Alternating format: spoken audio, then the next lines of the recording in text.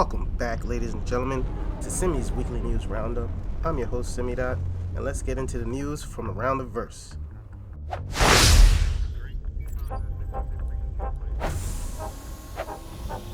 First up, Pirate Week has made its way back to Stanton just in time for on September 21st on Thursday. Jumptown event has returned where players can battle for control amongst the infamous drug labs in the Stanton universe. On the Alpha 320 front, it looks like servers are not doing too well with the release. Besides a few really big game-breaking issues, the server performance have been pretty well. FPS has been good, but you're not able to get your inventory right now in most places. The whole C is not working as intended, which is a big thing right now. I mean, that was the major upgrade into 320, and for your feature ship not to work is really not a good look. And speaking of the whole C, CIG raised the price, pretty high, if I have to say. It goes from the concept sale of around 200 to 250 to now it is about 500 if you want to CCU up to it, which is crazy. I'm glad I bought mine before 320 went live because 500 is a little bit out of reach now. So let's move on next to the recap of the week.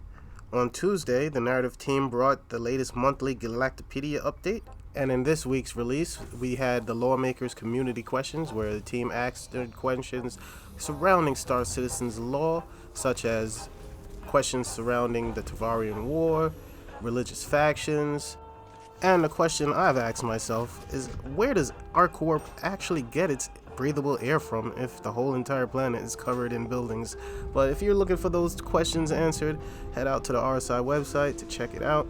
We also had the Q&A for the Mirai Fury and the Hull C release, so if you have any questions or comments or interests, you can also check out the Q&A that was posted on Tuesday. Wednesday, the August 2023 Squadron Monthly Report was released, which SimmyDott will give you the highlights of it in our segment today.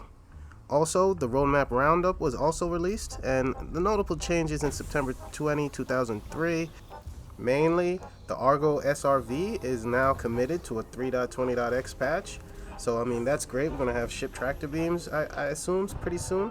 Which was the next thing that was brought up, was vehicle ship tractor beams are implemented and being attached to ships. So, hopefully we'll get that within the coming months.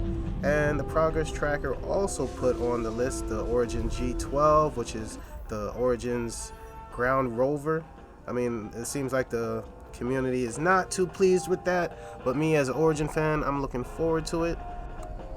On Thursday, Inside Star Citizen came with their second part on the cargo careers, and since I wasn't able to cover last week's because I was feeling under the weather, I'm gonna just combine both of the episodes today.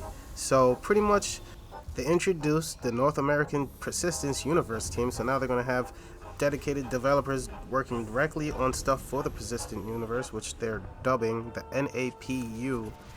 This is going to be formed to work on larger feature sets, such as working on cargo hangars and different cargo careers. They're working on freight elevators, which is going to change the inventory system in Star Citizen. Probably for the worse, but I'm actually looking forward to the changes. I know it's going to push away the casual gamer, but I think Star Citizen is going to be a game that a lot of people probably are not going to like in the future.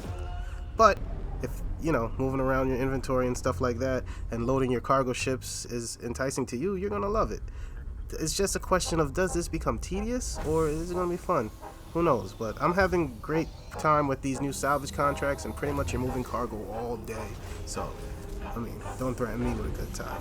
They also talked about the player's inventory system, where they're going to get rid of the magic inventory that's in any landing zone, and now it's going to be focused on the cargo elevator, and they're going to have an item bank in landing zones for your small items, so you don't have to run to the elevator every time you want a med pen or a gun or something like that, which is a nice little touch. Hopefully they implement that well. The only thing is it going to be tedious? Who knows? Only time will tell. But everything here is not set in stone. It's only really just in a concept stage, and it'll probably be years before we see any of this. And knowing CIG's development, it could be decades. Who knows? So they want to make it that not just the landing zones have these freight elevators, but they want to make it so everywhere in the verse. So I really don't know how it's going to work with outposts and different things and loading cargo out in outposts, as it's pretty wide out in the open. But hopefully, I mean, it means that everything's going to have to be redone if you want to put hangars or freight elevator and hangars at every outpost. Or maybe it's going to be the new underground facilities that they're working on that they're talking about this. So only time will tell. And then moving on, future, they want to change from instant hangars to persistent hangars. Persistent hangars. Persistent hangars are kind of an evolution of instant hangars. And really what it is it's our first step towards real player ownership in the game beyond ships. The cool thing is that you'll be able to put your stuff in it, come back to it, and it's still gonna be there. It's just whatever the player wants to keep inside their hangar, that's their home. They can just leave them lie around, they can arrange them however they want, be it weapons or cargo or dead corpses or whatever. Very, very long term. I have no clue of any dates or anything, but you'll be able to customize it and upgrade it so it becomes bigger. You can have bigger ships in them. And maybe at some point even having them like at distant location, you could buy a second one. For now, it's gonna really be on your own location. It's persistent to you and your character. And you can invite friends to your hangar, you can load up your ship, you can take the haul from your mission, you know. So their first plan is instant hangars, where you will have a hangar that is totally yours for the time of you loading cargo. But anything you leave in that hangar will be despawned once you leave. So that will be the first step into persistent hangars, where now you will have a hangar of your own where it looks like you could store things. People had their ground vehicles in the B-roll.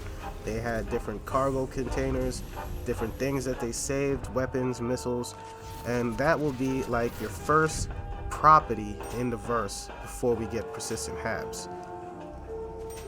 Ship inventories is also going away, and now you'll have to use inventory boxes to bring stuff along with you when you want to go out in the verse.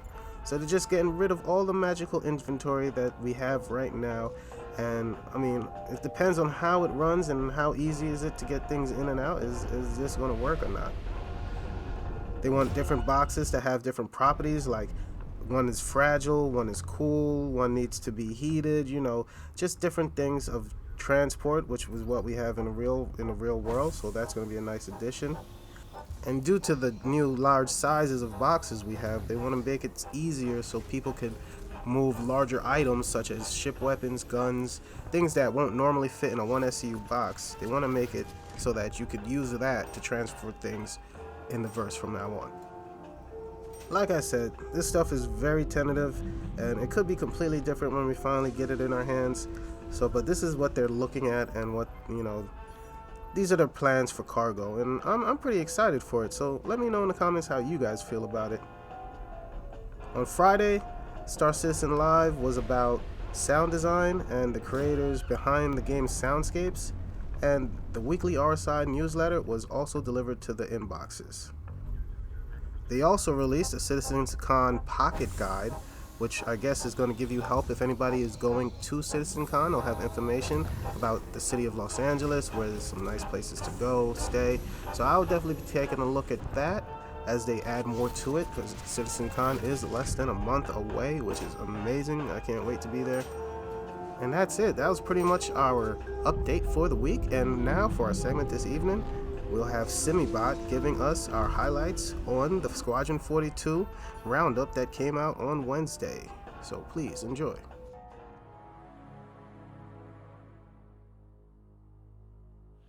Good evening, and here are the highlights from the August 2023 Squadron 42 monthly report. In the AI department, significant progress was made in AI perception, cover usage, tactical point system, and balancing AI ammunition usage. Combat animations were polished, and Marine Squad hand signals were in development.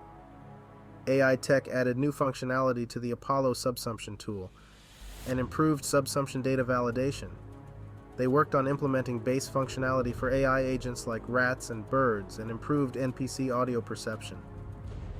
Vehicle AI focused on fixing issues with aiming systems and collaborated with level designers to ensure AI worked correctly in various locations. The animation team worked on animations for different locations, player actions, combat AI, and facial animations to enhance the overall game experience. The audio team made significant progress, especially in creating sound effects, crowd audio, and polishing game environments. Gameplay features saw work on the vehicle radar's landing UI and camera transitions. Gameplay story focused on supporting the Idris and narrative shoots. Graphics and VFX programming made improvements in various areas, including water, glint shading models, tooling, Vulkan extensions, and smoke spawning on fire.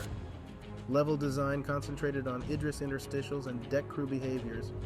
Narrative work included performance capture shoots, subtitle validation, collectibles, and the SQ42 Galactopedia. In R&D, efforts continued on temporal render mode for atmosphere and volumetric clouds, as well as disocclusion detection. VFX work involved improving fire propagation visuals and enhancing the effects of fire particle effects. These developments contribute to making Squadron 42 a more immersive and engaging experience. That's all for this Squadron 42 update. Thank you for tuning in. Well, that's all I have for you on this week's Roundup. If you found this video informative and entertaining, don't forget to smash that like button and share with your fellow Star Citizens. And if you haven't already, make sure to subscribe and join the Discord community. And don't forget to leave a comment below. Are you excited for these cargo changes? How has 320 been for you? I know it's been rough for me. Do you have a Hull C? Have you been able to test it out, take it on any runs? What's your favorite thing that has been added for 320? Don't forget, leave a comment below. Well, thanks for listening. I'll catch you on the next one.